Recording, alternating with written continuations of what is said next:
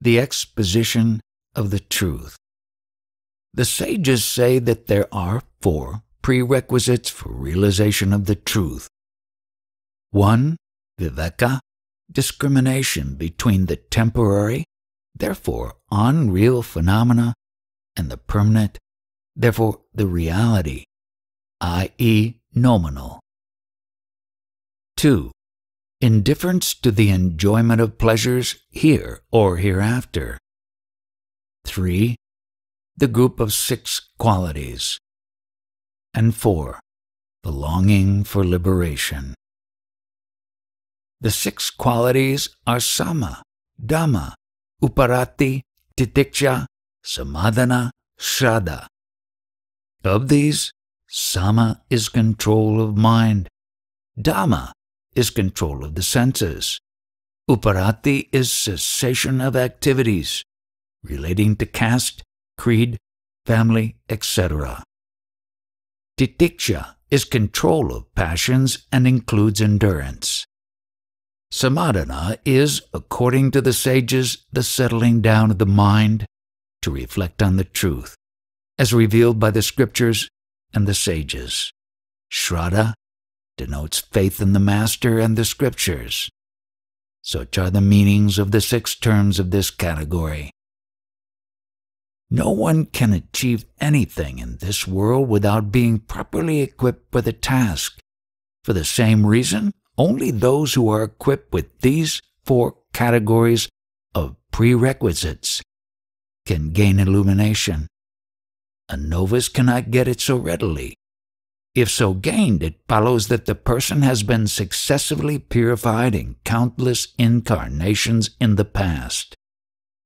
He alone is fit for the knowledge whose suffering from the 3 kinds of troubles rising from the self, the elements and providence, from hunger, thirst, and so forth, from heat, cold, rain, disease, and the like, from robbers, wild animals, etc., squirm like a worm, scorched by heat and panted for a dip in the nectar of wisdom, so as to put an end to the series of rebirths. As the desire for liberation grew, he became unconcerned about his wife, children, and property, ran away from them like an antelope, which had extricated itself from the noose of a hunter, and sought a holy master and respected him with all his heart. After eagerly saluting his master, he stood up and sobbed out his heart, saying, "O Lord, I have suffered long the torture of worldly life, which is after all so false. Gracious Master, save me by tearing off the cords which bind me to the 5 sheaths, so that my heart may be at peace." The Master lovingly considered him like a tortoise its eggs, looked at him like a fish its eggs, and passed his hands over him like a bird its wings over its eggs, and said, "There is a means to put an end to your rebirths. I will tell you, and if you act upon it, your rebirths will cease." At the very sound of the words, "your rebirths will cease," his frame thrilling, his heart rejoicing as if refreshed after a bath in a spacious tank, tears of joy flowing, like love welling forth, he held the holy feet of the Master and prayed further. "Even if I, your servant, am unable to carry out your instructions, you can set me right by your grace. You said just now, there is a means to put an end to your rebirths. I pray, kindly tell it to me and save me." Finding him self-subdued, the Master looks at the soul of the disciple and begins to instruct him, so that the soul may regain its true nature, as a wasp places a well-chosen caterpillar in its cell of earth and then buzzes before it. "Son, he who has forgotten his true nature is alternately born and dies, turning round and round in the unceasing wheel of time like a feather caught up in a whirlwind, until he realizes the true nature of the self. If he comes to see the individual self and its substratum, the overself, then he becomes the substratum, i.e., Brahman, and escapes rebirth. Should you know yourself, no harm will befall you. As you ask, I have told you this. Lord, can there be any in the world who are ignorant of the self? How then are they all caught up in the cycle of births and deaths? Tell me the unerring truth, for I beseech you in full faith. Only he is self-realized who knows what is the body and who is embodied. Who else is embodied but this gross thing? You say that you cannot find the embodied being as different from the gross body. Then tell me who appeared as the subject in your dream, or who experienced the sleep in which even the pain of dream was absent. Or again, what is this consciousness in the waking state? Everyday experience proves that the experiencer in the waking state, or the experiencer of dreams when the waking consciousness is gone, or experiencer of deep slumber, must be different from the gross body, yet it is not realized. It just flashes in the mind only to fade away at once. Please explain this. Just as people pointing to a tree on the earth mark the third-day crescent moon and pointing to other stars locate Arunhati, so also the Master began pointing to the gross in order to make known the subtle cause. The Vedanta as a whole mentions as the cause of bondage and release superimposition and its effacement, respectively. Bondage is caused by superimposition, release by its effacement. Now listen, as regards the former. Superimposition is seeing one thing in another. A snake, for instance, in a rope, a man in a post, water in a mirage, or a blue canopy in the empty sky. Similarly, the 5 elements and their combinations seen in Brahma, which is free from name and form, one and the same without a second, self-conscious and perfect, are products of illusion. If you ask how superimposition gives rise to creation, the answer is the beginningless jivas, i.e., the individual souls, remain unmanifest, avyakta, as in deep slumber. This state is disturbed by the generative thought of Ishvara, otherwise called time.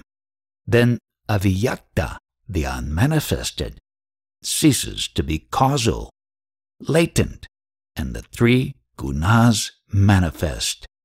They are sattva, rajas, and tamas, which are pure, white, red, and black, respectively, or again clear, turbid, and dark. Though equal, one of them will always predominate. The foregoing is one explanation. Another is as follows. The causal state which remains unmanifest later expands as Mahatattva, the totality of the jivas, the individual souls, and manifests as the ego wherein the 3 gunas become apparent. Ether-like chit, consciousness, is reflected in them. Of the 3, sattva is clear and is called Maya. Brahman reflected in this is Ishvara, the intelligent cause of the universe, immanent in all, untainted by Maya or by any of the gunas. This Maya is the state of deep slumber, the causal body and the blissful sheath of Ishvara. Rajoguna is avidya, absence of real knowledge.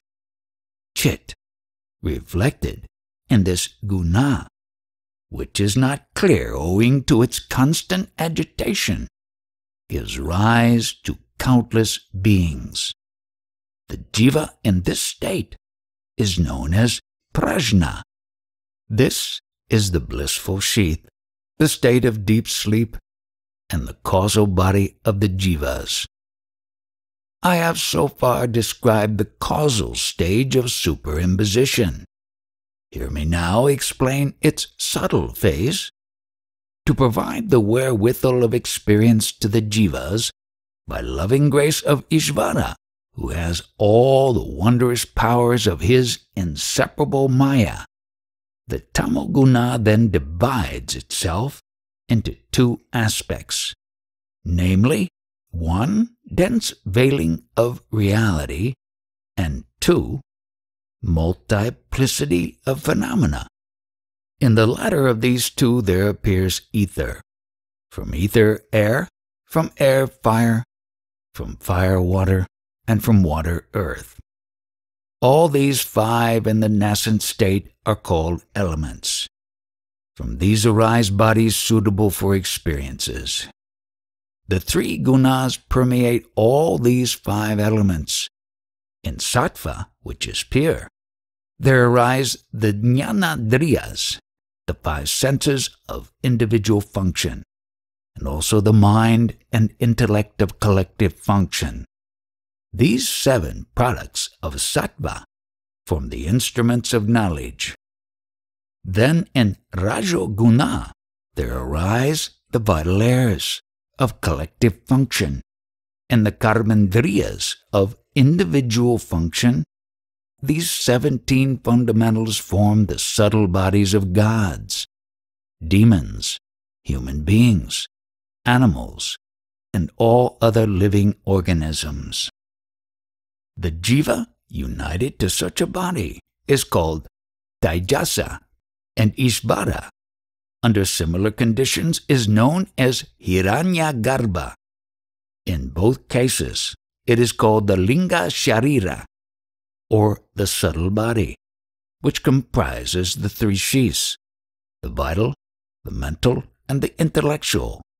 This is their dream state. So much for the subtle body. Now hear me describe the process of superimposition of the gross body. Ishvara, who is ever watchful, combined the 5 elements so as to evolve gross bodies for the jivas and objects for experience. Each of the 5 elements was divided into 2 halves. Each half was subdivided into 4 quarters. Then the major half of one element was combined with the 1/4 subdivision of each of the other 4.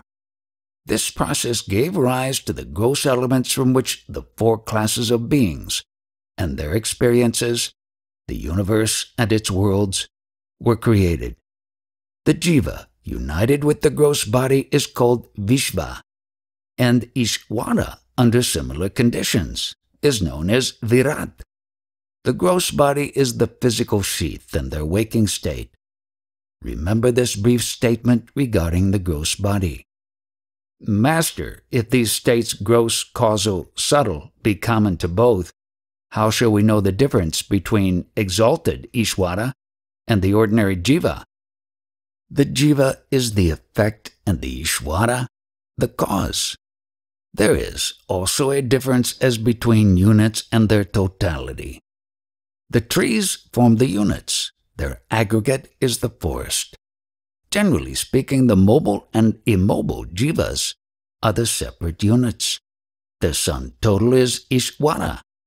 This is the difference between Ishvara and the jivas. I have said thus far what superimposition is. Only he is a jnani who knows beyond doubt that all that is seen is only ephemeral like a dream. Now listen to the process of effacement of superimposition, the way to wonderful moksha liberation, which resembles the placid sky when all the clouds of winter clear away.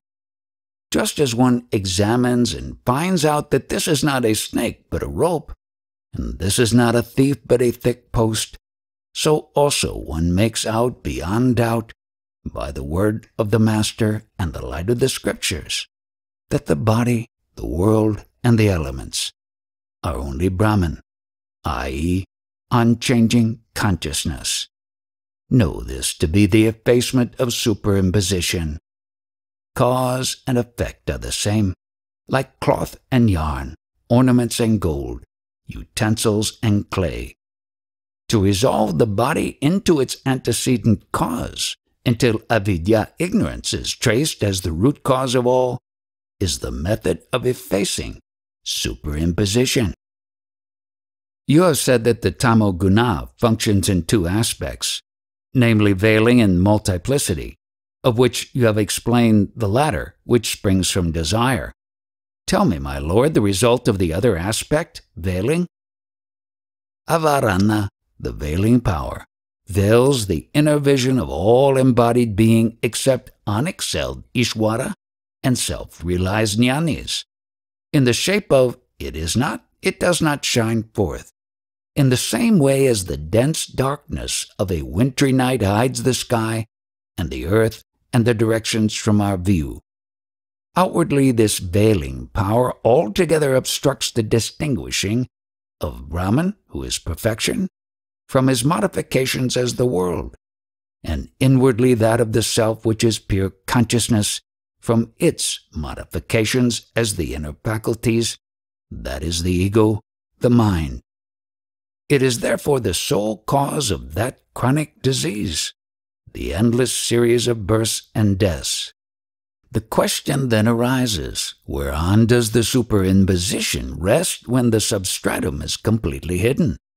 And how can there be any superimposition if the substratum is not hidden? The answer is, the substratum is twofold, general and particular, of which the general substratum remains continuous and unbroken. Transient superimposition is particular. In the world, the common substratum, this is, can never be veiled, but only the particular identity. This is a rope. Similarly with the jiva, ignorance does not veil the substratum I am, but it veils the specific knowledge, I am Brahman. How does this happen, my master, that the power of veiling is censured for the doings of the power of multiplicity, which, arising as the five sheaths, the jiva and the world, obstructs pure being from view? Listen carefully. Although the power of multiplicity is the direct cause of the misery-laden cycle of births and deaths, yet it is of service to those who seek liberation in earnest. Can the darkness of night be of the same service for one's useful activities as the light of day? What more can I say to you? Therefore, my son, the power of veiling is the more harmful of the two. Has anyone gained release from the cycle of subsequent births because the world was totally lost from view in his deep sleep or in the dissolution? The power of multiplicity can altogether bring about liberation, but the thick veil of ignorance is the sole cause of the present calamity. You may argue thus, since the power of multiplicity is said to be a superimposition like the appearance of silver and mother of pearl, and is therefore false, the liberation gained by the aid of this false power must also be equally false. The answer is, the frightful dream, though unreal, ends in waking up the dreamer from sleep. Even so, liberation is real. Just as poison is commonly antidoted with another poison, an iron spike is extracted with another piece of iron, arrows are turned aside by others, and dirt is washed away with other dirt, e.g. fuller's earth, so ignorance, which is weak in itself, can be eradicated by methods which are themselves of the same maya. Later, this also perishes, like the pole used to turn a corpse that is burnt. Through this maya, jivas experience 7 stages of development as follows: ignorance, veiling, multiplicity, indirect knowledge, direct experience, freedom from misery, and supreme bliss. Of these, ignorance is to lose sight of the fact that the inner self is no other than Brahman. Veiling makes one say, "There is no Brahman, I do not see him." Multiplicity springs up as, "I am a man, I am a jiva." Indirect knowledge is to know the nature of self by the teachings of the Master. Direct experience is to stay unshaken as the unitary being after inquiry into the self. Freedom from misery is to end limitations and the sense of doership. And supreme bliss is the final accomplishment that is release from bondage. I shall now relate to you a story to illustrate this. 10 men forded a stream, and on reaching the other shore, each of them counted 9 others and omitted to count himself. They were all perplexed because the 10th man was missing. Ignorance is want of right understanding, which causes confusion. The 10th man is missing, not to be found. This thought is the veiling. Grief at the loss of the companion is vikshepa. To heed the words of a sympathetic passerby who says, "The 10th man is among you," is indirect knowledge. When the kindly man further makes one of them count the others and points to the teller as the 10th man, the discovery of oneself as the missing 10th man forms direct experience. The cessation of grief for the lost man is freedom from misery. The joy of indubitable ascertainment by oneself is supreme bliss. "Master, pray, show me my real self so that I may know it as truly as the 10th man did in the anecdote." There is the Mahavakya, great sentence from the Vedas, "that thou art."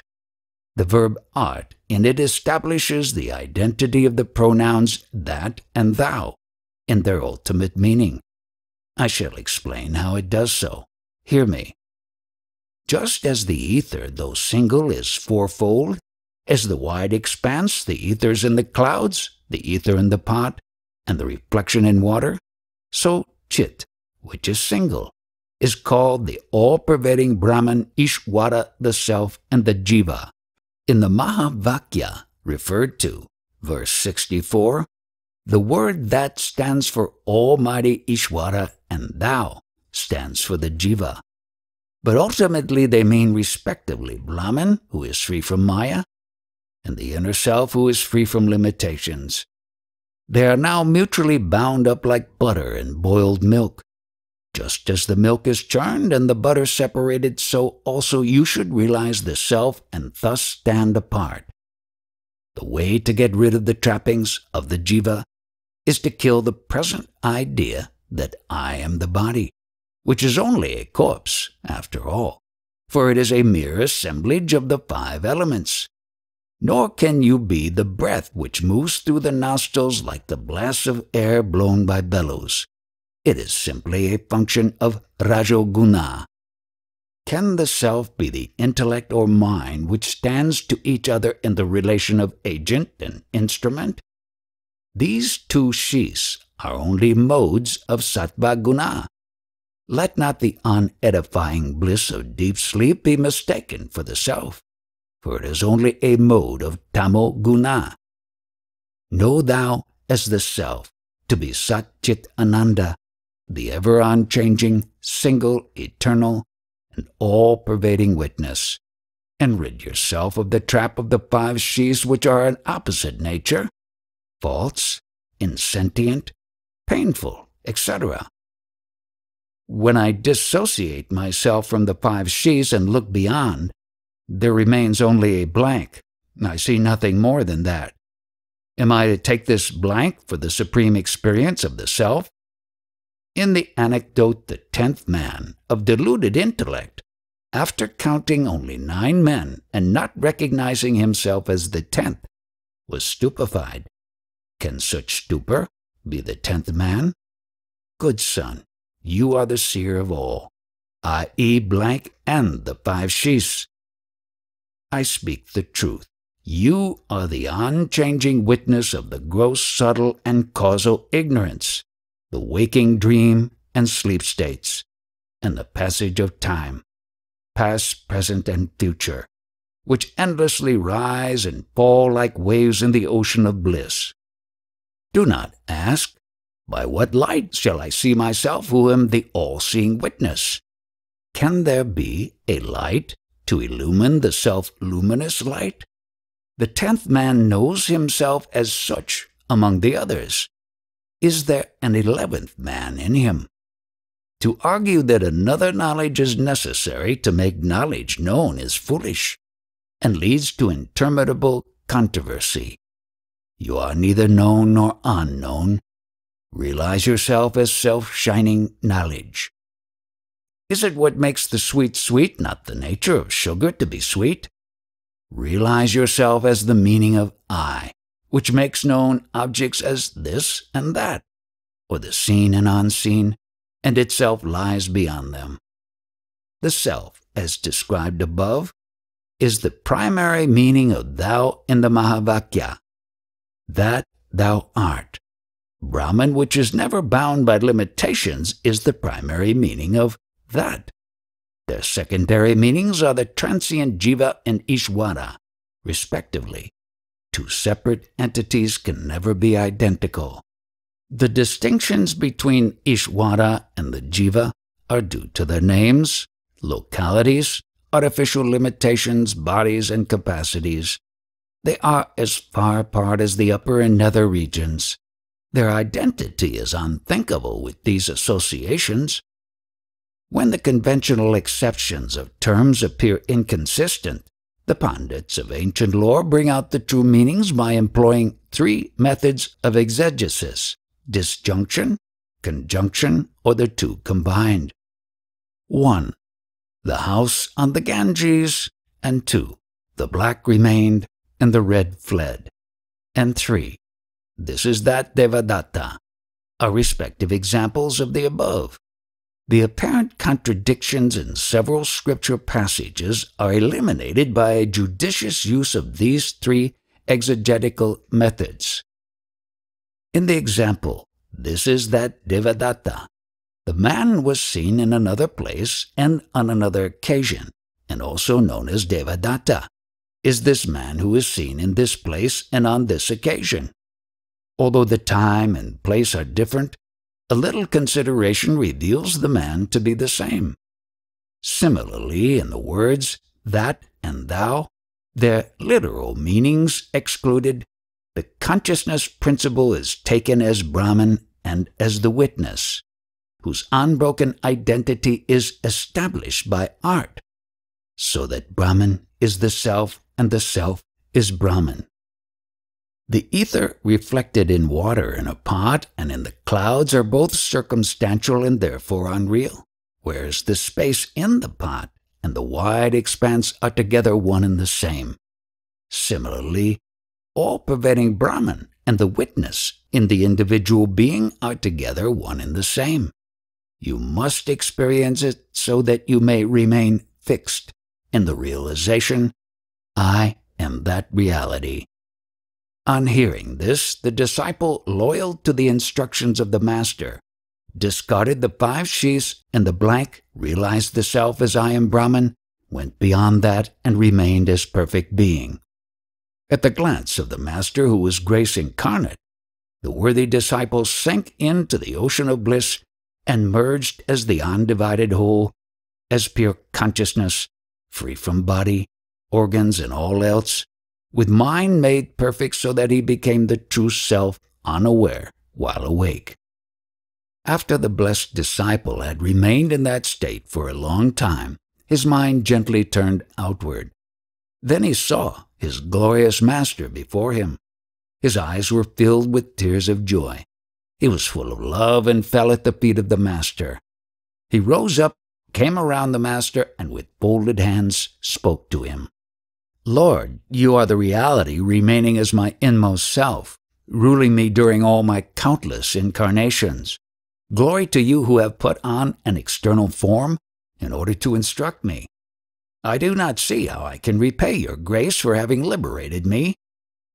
The master beamed on him as he spoke, drew him near, and said very lovingly, to stay fixed in the self without the three kinds of obstacles obstructing your experience is the highest return you can render me. My Lord, can such realization as has transcended the dual perception of you and I, and found the self to be entire and all-pervading, fail me at any time? The truth that I am Brahman is realized from the scriptures or by the grace of the Master, but it cannot be firm in the face of obstructions. Ignorance, uncertainty, and wrong knowledge are obstacles resulting from long-standing habits in the innumerable incarnations of the past, which cause trouble, and then the fruits of realization slip away. Therefore, root them out by hearing the truth, reasoning, and meditation. Checked by incantations, fire will not scorch. Likewise, defective realization will not put an end to bondage. Therefore, devote yourself to hearing the truth, reasoning, and meditation, and root out ignorance, uncertainty, and wrong knowledge. Ignorance veils the truth that the self is Brahman and shows forth multiplicity instead. Uncertainty is the confusion resulting from the lack of firm faith in the words of the Master. The illusion that the evanescent world is a reality and the body is the self is wrong knowledge. So say the sages. Hearing the truth is to revert the mind repeatedly to the teaching that thou art. Reasoning is rational investigation of the meaning of the text, as already heard. Meditation is one-pointedness of mind. If every day you do these, you will surely gain liberation. The practice must be kept up so long as the sense of knower and knowledge persists. No effort is necessary thereafter. Remaining as pure eternal consciousness, untainted like the ether and thus liberated while alive, one will live forever as that, after being disembodied also. The wise, remaining like ether and liberated even here, are of four classes, namely Brahmavid, i.e. a knower of Brahman, Vara, Varya, and Varishta, in order of merit. The Brahmavids, who by steadfast practice have gained clear realization of Brahman, continue to perform even the hard duties of their caste and stage in life exactly as prescribed by the Shastras for the benefit of others, without themselves swerving from their supreme state. Should passions rise up, they disappear instantly and cannot taint the mind of Brahmavids, who live in society detached like water on a lotus leaf. They look ignorant, not showing forth their knowledge, and remain mute owing to intensity of inward bliss. Prarabdha, i.e. karma, which is now bearing fruit, differs according to the actions in past incarnations. Therefore the present pursuits also differ among jnanis, who are all, however, liberated even here. They may perform holy tapas, or engage in trade and commerce, or rule a kingdom, or wander about as mendicants. They would not think of the past or future, would partake of what comes unsolicited, would not wonder, even if the sun turned into the moon or at any other marvel, whether the sky were to spread its shoots down like a banyan tree, or a corpse were to be revived. Nor would they distinguish good and bad, for they always remain as the unchanging witness of all. Among the other three classes, the Vara and the Varya remain settled in samadhi. The Vara feels concern for the maintenance of the body. The Varya is reminded of it by others. The Varishta never becomes aware of the body either by himself or through others. Although there are distinguishing characteristics in the lives of the different sages, who are themselves very rare in the world, yet there is absolutely no difference in the experience of liberation. What can be the use of the hard-won samadhi? The Brahmavid who is outwardly active seems sometimes to feel the misery of calamities, whereas the others remain in unbroken bliss. Now, if the Brahmavids live like the ignorant, how are they free from the cycle of births, and how is their ignorance gone? The all-pervading ether remains untainted by anything. The other four elements are tainted by contact with objects. So it is with the Brahmavid and the ignorant. The immemorial Vedas declare that single-minded devotion to a holy sage is not only pleasing to Brahma, Vishnu, and Shiva together, but also secures the rewards of all the Vedic rites, and finally, liberation from the cycle of births. Now, listen how liberation while alive persists after disembodiment also. Manifold karma in store, gathered in many births, is altogether burnt away in the fire of jnana, like cotton in a huge conflagration. Further, accumulating karma can never approach the jnani. The karma which has brought about the present incarnation is exhausted by experiencing its fruits. How? With the merits and demerits of actions during his experience of prarabdha cease to affect him later on? His detractors share the demerits, and his devotees the merits. The causal body of ignorance is reduced to ashes in the fire of rare jnana. The visible gross body becomes a corpse in due course. Then, like a drop of water on red-hot iron, the subtle body is dissolved in the self which underlies these three bodies and remains entire all along. As soon as the entity of a pot is broken up, the ether in the pot becomes indistinguishable from the all-pervading ether. So also when the limitation of the body is gone, the jivan mukta reverts to the natural, eternal, disembodied state of liberation, free from beginning, middle, or end, and in or out. Just as the ether, though all-pervading, seems to be newly opened in a well which is newly dug, so Brahman, though ever-present, yet appears as if realized afresh by inquiry into the self as taught by a master or the scriptures. Therefore, O son, be at peace. We are always the same, limitless being. The whole universe is as unreal as water in a mirage. Silver and mother of pearl, the city of Gandharvas, in the air, the dreamland of dream, the blue of the sky, the serpent in a rope, the offspring of a barren woman, the horn of a hare, or the thief in a thick post.